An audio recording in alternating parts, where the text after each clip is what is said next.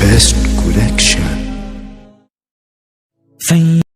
الحمد لله رب العالمين والعاقبة للمتقين والصلاة والسلام على سيد المرسلين سيدنا ومولانا محمد وآله وصحبه أجمعين. أما بعد، وقال الله تبارك وتعالى في القرآن الكريم: أعوذ بالله من الشيطان الرجيم، بسم الله الرحمن الرحيم. لن تنالوا البر حتى تنفقوا مما تحبون وما تنفقوا من شيء فإن الله به عليم. صدق اللہ العظیم.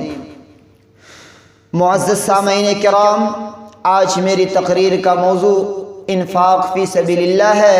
دعا کریں کہ اللہ سبحانہ و تعالی ہمیں اور آپ کو کہنے اور سننے سے زیادہ عمل کرنے کی توفیق عطا فرماوے. آمین. اللہ تعالیٰ ہی ہے جو اپنے بندوں کو مال عطا کرتا ہے، کسی کو کم اور کسی کو زیادہ، پھر انہیں مال کو خرچ کرنے کا اور مال کو صرف کرنے کا حکم دیتا ہے. انفاق فی سبیل اللہ کی ترغیب دلاتا ہے، بخل سے، کنجوسی سے منع کرتا ہے. سورہ بقرہ آیت نمبر 261 کے اندر اللہ سبحانہ و تعالی ارشاد فرماتا ہے: مثل الذين ينفقون أموالهم في سبيل الله كمثل حبة أنبتت 7 سنابل في كل سنبلة 100 حبة والله يضاعف لمن يشاء والله واسع عليم. جو لوگ اپنا مال اللہ سبحانہ و تعالیٰ کے راستے میں خرچ کرتے ہیں، صرف کرتے ہیں، اس کی مثال اس دانے سی ہے جس سے 7 بالیاں اگے، فی کل سنبلۃ 100 حبہ، اور ہر ایک دانے میں 100 بالیاں ہوں. اللہ سبحانہ و تعالی جس کے مال کو چاہتا ہے بڑھاتا ہے، وہ بڑی وسعت والا اور سب کچھ جاننے والا ہے.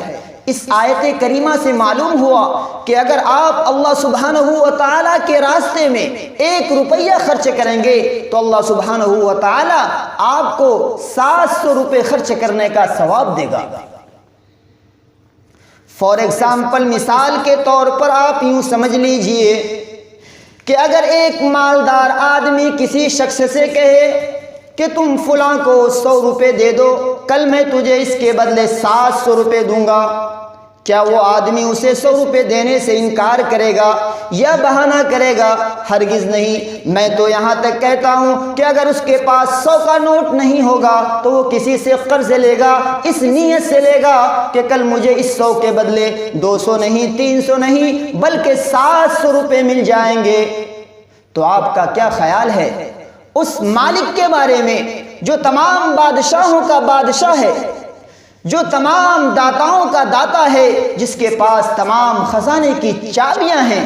وہ ارشاد فرما رہا ہے کہ اے لوگو، تم میرے راستے میں خرچ کرو، میں تمہیں 1 کے بدلے 700 گنا دوں گا، 1 کے بدلے 700 گنا دوں گا. سورہ مزمل آیت نمبر 20 کے اندر اللہ سبحانہ و تعالی ارشاد فرماتا ہے، کیا فرماتا ہے؟ وَمَا تُقَدِّمُوا لِأَنفُسِكُم مِّنْ خَيْرٍ تَجِدُوهُ عِندَ اللَّهِ هُوَ خَيْرًا وَأَعْظَمَ أَجْرًا. اور جو کار خیر بھی آپ اپنے لیے آگے بھیجیں گے، اسے اللہ سبحانہ و تعالیٰ کے ہاں اس حال میں پائیں گے کہ وہ اصل عمل سے کئی گنا بڑھا ہوا ہوگا. ایک اور جگہ اللہ سبحانہ و تعالیٰ ارشاد فرماتے ہیں، سورہ بقرہ آیت نمبر 273 کے اندر اللہ سبحانہ و تعالیٰ ارشاد فرماتے ہیں، کیا فرماتے ہیں؟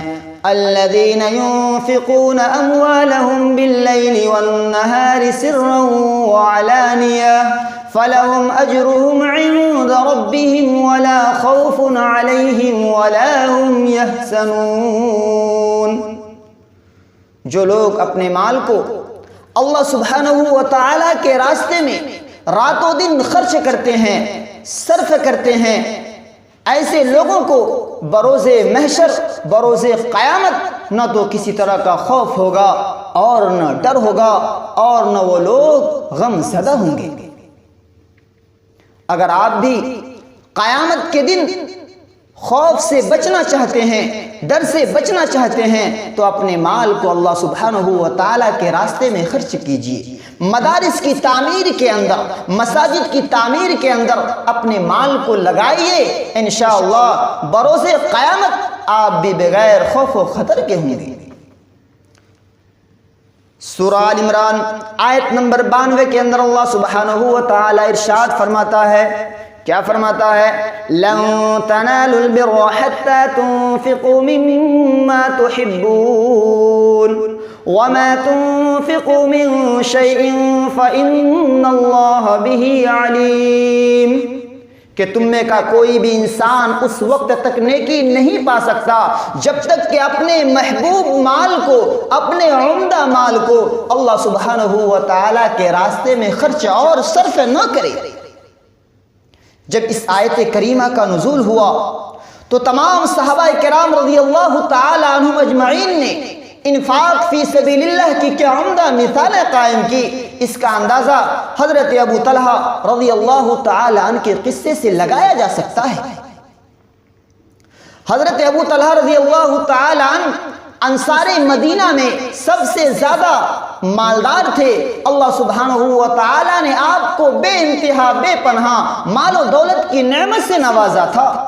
جب اس آیت کریمہ کا نزول ہوا کہ لن تنالوا البر حتى تنفقوا مما تحبون، تو حضرت ابو طلحہ رضی اللہ تعالی عنہ نبی اکرم صلی اللہ علیہ وسلم کی خدمت میں حاضر ہوئے اور عرض کیا کہ اے اللہ کے رسول، اللہ سبحانہ و تعالی نے اپنی مقدس اور بابرکت کتاب کے اندر اس آیت کریمہ کو نازل کیا کہ تم میں کا کوئی بھی انسان اس وقت تک نیکی نہیں پا سکتا جب تک کہ اپنے محبوب مال کو اللہ کے راستے میں خرچ اور صرف نہ کرے۔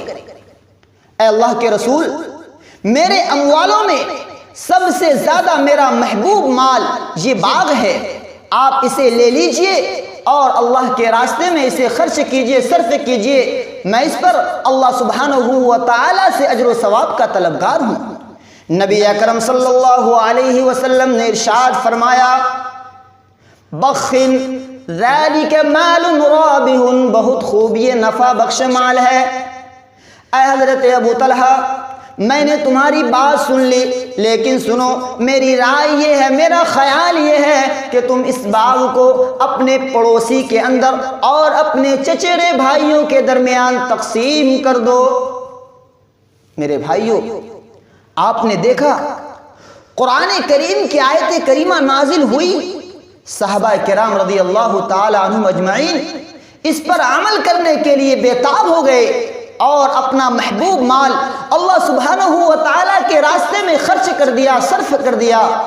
لیکن آج افسوس کی بات یہ ہے کہ آج ہم اور آپ اپنے بھائی کے حقوق کو ادا کرنے کے لیے تیار نہیں۔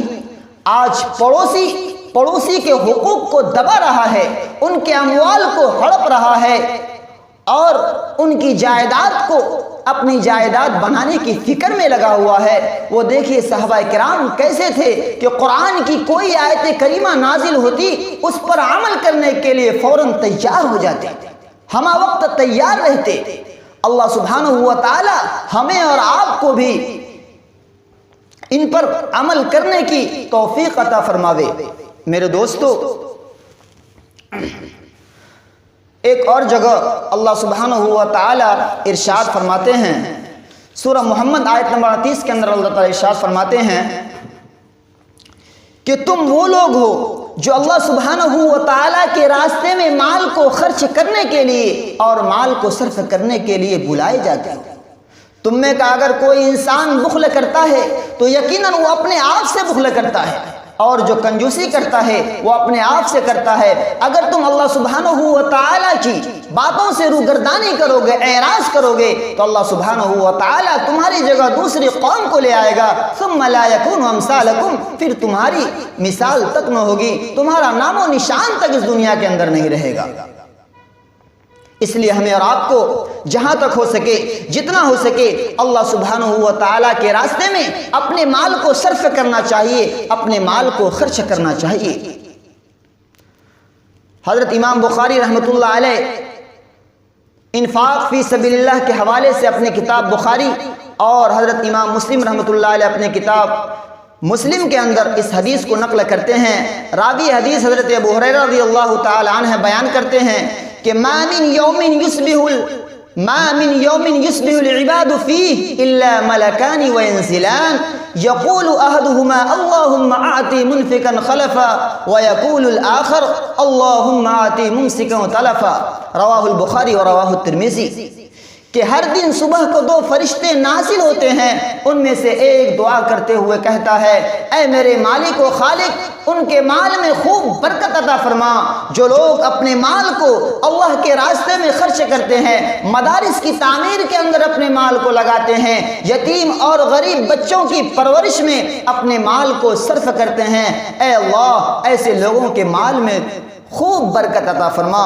اور دوسرا فرشتہ کیا کہتا ہے؟